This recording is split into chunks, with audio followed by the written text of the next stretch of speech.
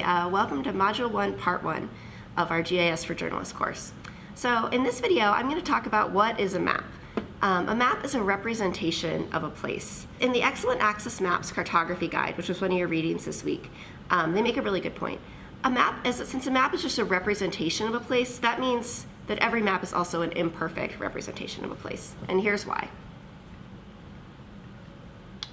One of the first constraints that cartographers face is this. The Earth is round and maps are flat. The next time you peel an orange, try to make the peel flat and keep it all in one piece. It's really difficult. So that's the problem with making maps and one of the first difficulties that we face. With that in mind, I'm gonna talk about some basic map terminology that'll help us understand how cartographers throughout history have dealt with this round Earth flat map problem. So the first thing we're gonna learn about is latitude and longitude. So how do you measure a location on the Earth's surface? Imagine that the whole globe is covered in a big numbered grid. Latitude lines run east to west and they're parallel to each other, this way. The equator, which wraps around the middle of the globe, is 0 degrees, and the North and South Pole are each 90 degrees. These lines never touch each other. Longitude lines, meanwhile, run north and south and meet at the North and South Poles. They start at the prime meridian, which is 0 degrees, and run east and west to the international date line in the Pacific Ocean, which is 180 degrees.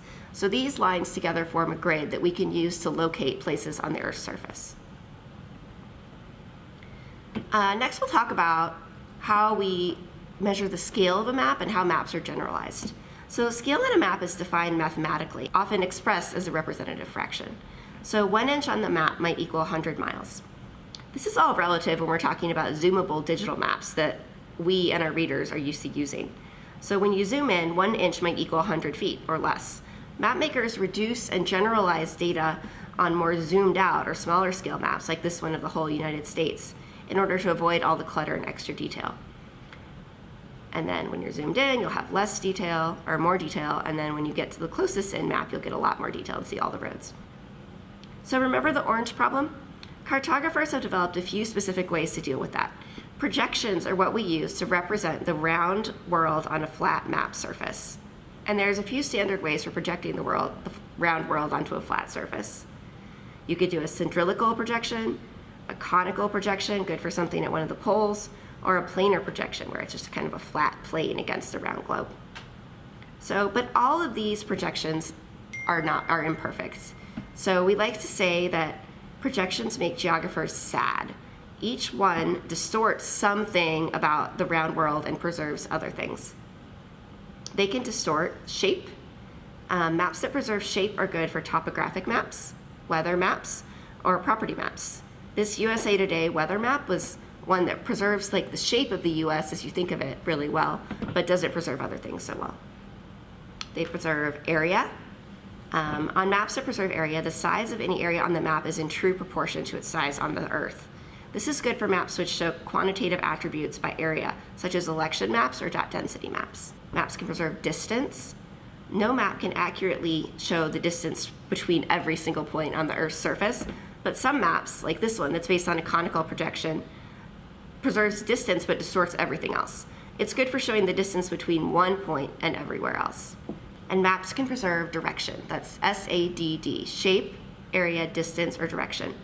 This Web Mercator map preserves direction but distorts distance and area, especially at the poles. Greenland looks really huge, but in reality, South America is 8 times larger than Greenland.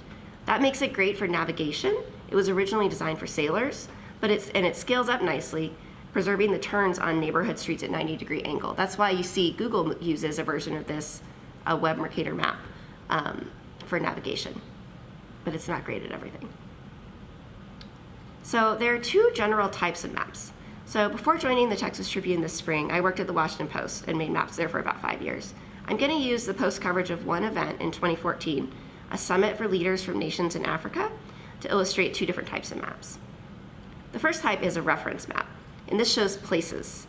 For journalists, this might be the map of an event venue or street closures. It's informative. Readers need to know where to go and what streets to avoid during this event.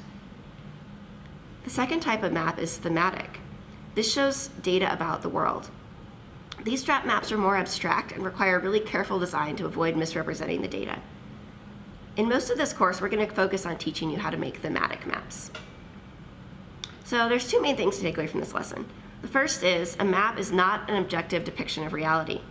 At its very base level, maps are translating the three-dimensional world into 2 dimensions. And the second thing is that the practice of cartography is as much about removing things from a map as it is depicting them on a map.